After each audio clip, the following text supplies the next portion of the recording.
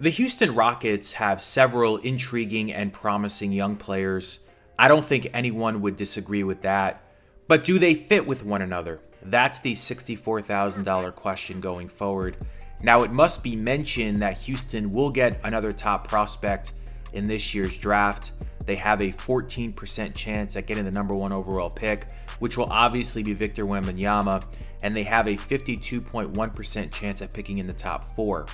If you create one of those hierarchy charts of the Rockets roster, what would that look like? Is Jalen Green at the top of the umbrella? Is it Alperen Şengün? Might one argue for Jabari Smith Jr.? Should Kevin Porter Jr. be in that conversation as well?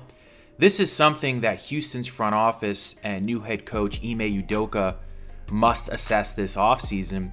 The most talked about Rockets narrative is that of the backcourt, and whether Porter and Green mesh well together or not. Obviously, with Houston finishing the 2022-23 season 27th in offense and 29th in defense, a lot of work is needed across the board, no matter which pairings you want to analyze. Just watching the two play and then reviewing the data, they definitely share some similar characteristics, so one might argue that there's too much duplication between them, but they have key differences also, which I will analyze in this video.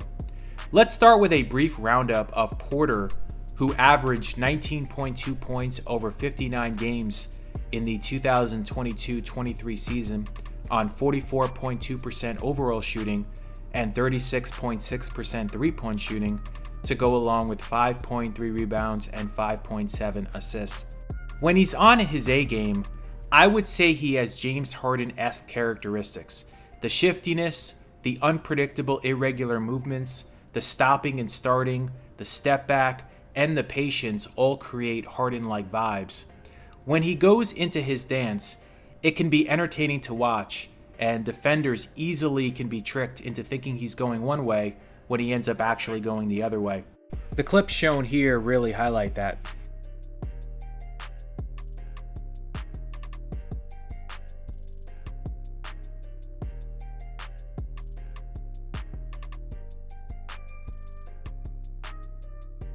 But unlike Harden, particularly in his prime, Porter can be reckless and take wild shots, especially when he goes into isolation mode. Harden has always been a master at initiating and absorbing contact. That's not something Porter does at a high level. He doesn't possess Harden's strength, nor does he really seek the touch fouls and the reach-in fouls that Harden has always been so incredibly good at. Porter shot just 38.4% in isolation this past season. Also, when he went to work in isolation, a shooting foul occurred just 12.5% of the time. Even now past his prime, Harden's shooting foul frequency in isolation was 20% this year. DeMar DeRozan was the best at 26%. Paolo Banchero is extremely good at this as well, as his was at 20%.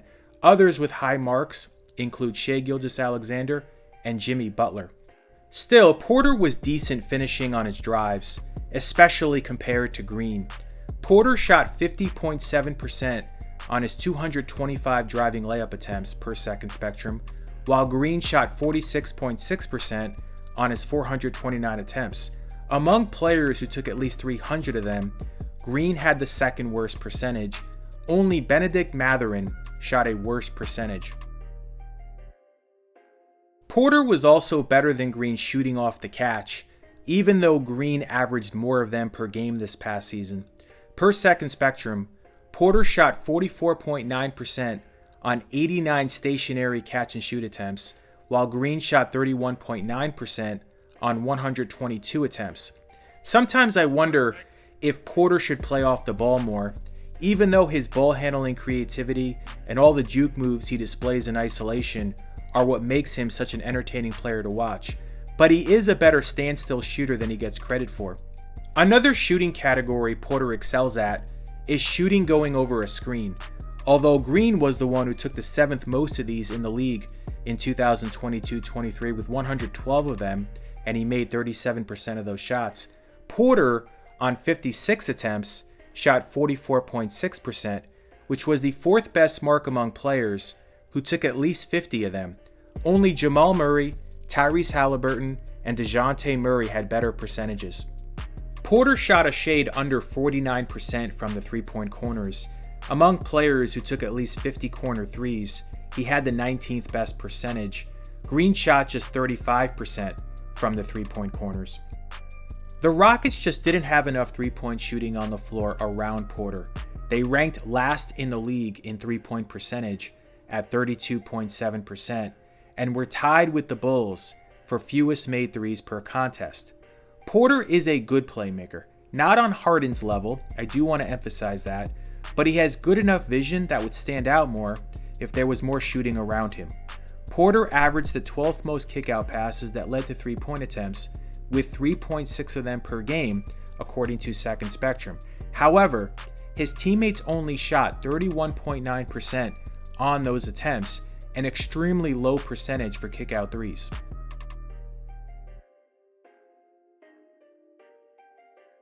The thing that both Porter and Green love is the step-back jumper.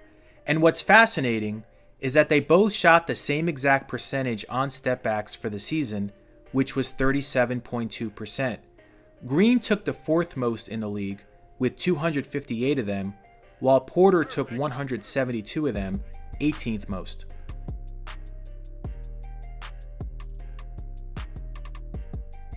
Focusing on Green now, he has much more zip and explosiveness in his game and is far more electric when he looks to create space off the dribble. His movements are smoother, he's better at creating separation, and he blows past his on-ball defenders at a higher rate. Green's blow-by percentage on drives when a shot followed, per Second Spectrum, was 24.7%, while Porter's was 18.7%.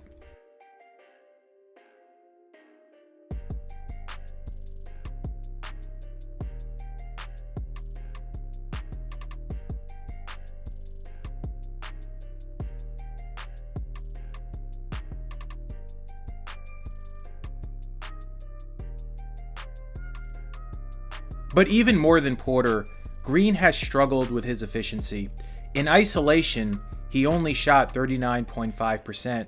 In the pick and roll, he shot just 38.6%. Those are very low marks in those areas for a player that's greatest strength is his scoring ability. Something else I noticed was that Green had 16 fewer dunks in his second season compared to his first. He finished with 53 of them. Porter did have a career-high 41 dunks, but he's certainly not the high flyer that Green is. Green, however, clearly got stronger between his first and second NBA seasons, which helped him initiate a lot more contact and generate more free throw attempts. He averaged 6.1 foul shots in 2022-23, nearly 3 more than in his rookie year. There were 14 games in which he took at least 10 free throws. He had 43 N1s, 19 more than his rookie year, and Porter, on the other hand, is not much of a foul initiator, going to the line 10 plus times in just 3 games this past season. Perfect. One thing I would like to see Green do more of is take floaters. This seems to be his most efficient shot type, but the volume wasn't there. He took 67 driving floaters in 2022-23 and made 49.3% of them. Among all players who took at least 60 of them, that was the 18th best percentage. Porter, meanwhile, isn't that great at the floater game. He made 43.8% of his 73 attempts. In games when Green played well, he looked electric. For example, against Minnesota on January 23rd, he erupted for 42 points on 15 of 25 overall shooting and 6 of 12 from three-point range. His whole collection of talent was on display, as these clips accentuate. Just some general 2022-23 stats on Green. He averaged 22.1 points on 41.6% overall shooting and 33.8% three-point shooting, to go along with 3.7 rebounds and 3.7 assists. I feel like he's a more athletic and more electric Bradley Beal or Tyler Hero, but just doesn't have the shooting touch yet that those guys have.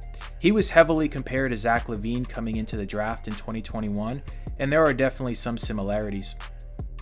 One thing I was curious about was how their teammates shot when they each delivered the passes, and what I discovered was that Porter was much more efficient when Green dished him the pass, while Green was fairly inefficient when Porter tossed it to him. On 176 attempts, Porter shot 45.5% when Green dished the pass to him before the shot, while Green shot 36.7% when Porter dished a pass to him. I honestly don't know what this really means, if anything, but it's interesting data nonetheless. Meanwhile, Şengün shot the same percentage, which was 55%, when the pass came from either Porter or Green. Again, this might mean nothing, but again, it's quite fascinating. Speaking of Şengün, I firmly believe he's going to be Houston's primary playmaker going forward, like what we see in Denver with Nikola Jokic and Sacramento with Domantas Sabonis. But key is spacing. The Rockets need more three-point shooting on the floor around him. But here's some interesting data. So the Rockets shot 36.9% on kick-out threes when the pass was delivered by Şengün, while they shot 31.9% when Porter sprayed it out and 30.9% when Green kicked it out. When Porter was off the court, Green shot just under 41% from the field and 33.2% from three-point range according to Second Spectrum, which were right around his season percentages. Porter, meanwhile, shot worse overall without Green on the floor, 40.8% overall, about 4% lower than his season percentage. So perhaps this insinuates that Porter is more effective when he's joined by Green on the court. I expect Udoka to get the most out of his players defensively. It's what he's known for. And while I don't expect Green nor Porter to ever be lockdown guys, I think both are capable on that end. Green moves his feet pretty well. Watching some of the film, he sometimes was able to stay in front of some of the game's better creators in isolation, as shown in these clips against Devin Booker, Ja Morant, and Trae Young.